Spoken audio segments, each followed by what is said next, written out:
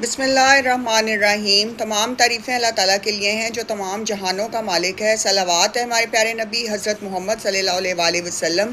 اور آپ کی پوری آل پہ، امام مہدی علیہ السلام پہ۔ السلام علیکم ویئرز، مجھے امید ہے آپ سب لوگ خیر و عافیت سے ہوں گے۔ ویئرز، آج ہم بات کریں گے کہ تصوف اور راہ تصوف میں آنے والی جو ڈیفیکلٹیز ہوتی ہیں، جو مشکلات ہوتی ہیں، جنہیں راہ سلوک کے لوگ جو ہوتے ہیں، جو فقیر لوگ ہوتے ہیں، وہ کس طرح سے انہیں عبور کرتے ہیں۔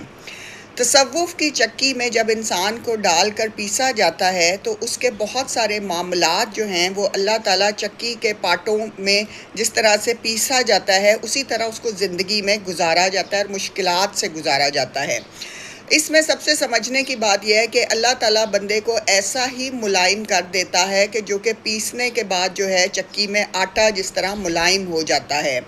انسان پر دنیا بھر کی تہمتیں اور الزامات لگتے ہیں، لیکن فقیر پر پابندی یہ ہوتی ہے کہ ان تہمتوں اور الزامات کے جواب میں اپنی صفائی میں کچھ نہ کہنا، نہ جواب دینا ہے، نہ بولنا ہے، بس ایک خاموشی رکھنی ہے۔ اور ایسے میں انسان کے اندر کیا بیتتی ہے، اسے دل کا دکھ کیسے اسے جو ہے پریشان کرتا ہے، یہ وہی جانتا ہے جس کے اوپر یہ سب گزر رہا ہوتا ہے۔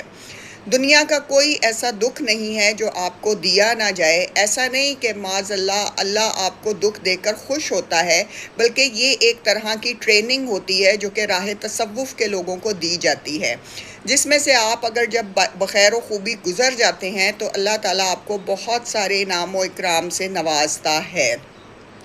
اگر اپنے تجربے سے بات کروں تو اس ٹریننگ کا سب سے سخت اور مشکل حصہ جو ہوتا ہے وہ مالی حالات میں مشکلات کا آنا اور بدترین قسم کے مالی پرابلمز کا کھڑا ہو جانا ہوتا ہے۔ جب یہ ٹریننگ ہوتی ہے تو اس میں یہ ہے کہ آپ کے پاس پیسے ختم ہوتے جاتے ہیں اور بہت کم پیسے رہ جاتے ہیں جس میں آپ نے اپنا گزارا کرنا ہوتا ہے، اور اس کے باوجود بھی کئی ضرورت مند لوگ آپ کے پاس آ کے پیسوں کا تقاضا کرتے ہیں۔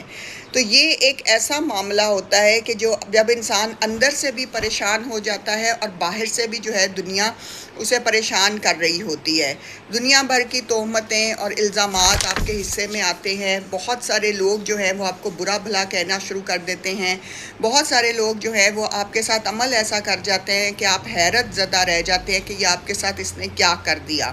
بہت سارے دنیاوی لوگوں کے دھوکے سامنے آ جاتے ہیں اور ان کی شکلوں پر سے ان کے نقاب اتر کے گر جاتے ہیں اور اصلی شکلیں سامنے آ جاتی ہیں۔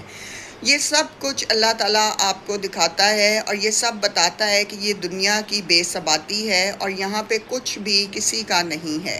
یہاں پہ سب کچھ جو ہے وہ کائنات کے رب کا ہے، کائنات کے خالق کا ہے اور اللہ تعالیٰ کا ہے۔ جو کچھ بھی مانگنا ہے ہم اس کی ذات سے مانگیں، اور جس بھی راستے پر ہم آگے بڑھ رہے ہیں اس کی آخر اور اینڈ کی منزل ضرور دیکھ لیں۔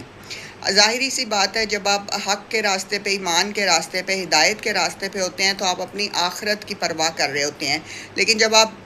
دنیاوی راستے پہ ہوتے ہیں، دنیاوی مال و دولت، دنیاوی حشم، دنیاوی رتبے، دنیاوی حب میں گم ہو جاتے ہیں تو آپ صرف دنیا کی پرواہ کر رہے ہوتے ہیں کہ دنیا میں لوگ آپ کا کیا کریں گے، دنیا میں لوگ آپ کے متعلق کیا بات کر رہے ہیں، دنیا میں آپ کا جاہ و حشم کتنا ہے،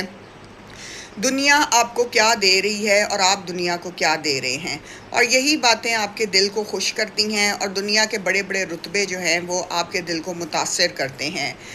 تصوف اور راہ تصوف پہ چلنے والے لوگ جو ہیں وہ دنیاوی مرتبوں سے، دنیاوی جاہ و حشم سے متاثر نہیں ہوتے، کیونکہ ان کے دل میں اللہ بستا ہے اور وہ اللہ کے راستے پہ ہدایت یافتہ ہو کر چل رہے ہوتے ہیں اور گردن جھکا کر چلتے ہیں۔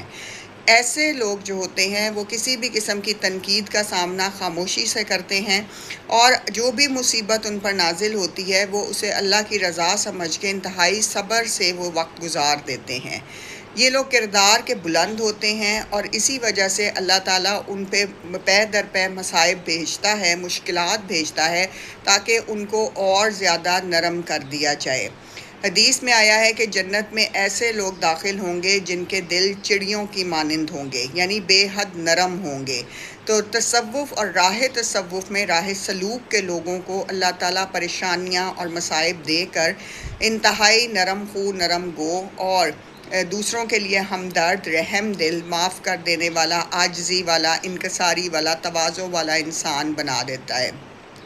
جب بھی آپ کے پاس کوئی بھی تکالیف آئے تو آپ صبر کرنا سیکھیں، آپ اس کی شکایت مت کریں، شکوے مت کریں، دوسروں کو برا بھلا مت کہیں۔ جب آپ اس تکلیف سے گزر جائیں گے، کیونکہ وقت کیسا بھی ہو ویورز، وہ بالآخر گزر جاتا ہے، تو آپ دیکھیں گے کہ کوئی بڑا انعام اللہ کی طرف سے آپ کا انتظار کر رہا ہے، کیونکہ آپ نے اس تکلیف کے دور میں کوئی شکایت نہیں کی تھی۔ اور یہی راہ تصوف ہے کہ آپ کا سلوک ہر طرح کے دور میں، چاہے آپ پہ مصائب ہوں، کٹھن مشکلات ہوں یا خوشی کا دور چل رہا ہو، آپ کا سلوک سب کے ساتھ یکساں رہے اور سب لوگوں کے ساتھ آپ مل کر چلیں اور سب لوگوں کی عزت کریں، ان کو محبت دیں اور ان کے راستے میں کوئی رکاوٹ کھڑی نہ کریں، کیونکہ جو کچھ بھی اس دنیا میں ہو رہا ہے اور جو آپ کے مقدر میں لکھ دیا گیا ہے وہ آپ کو مل کر رہے گا۔ اس دنیا میں جانے سے پہلے آپ کو جو ہے وہ سب کچھ دے دیا جائے گا جو آپ کے مقدر میں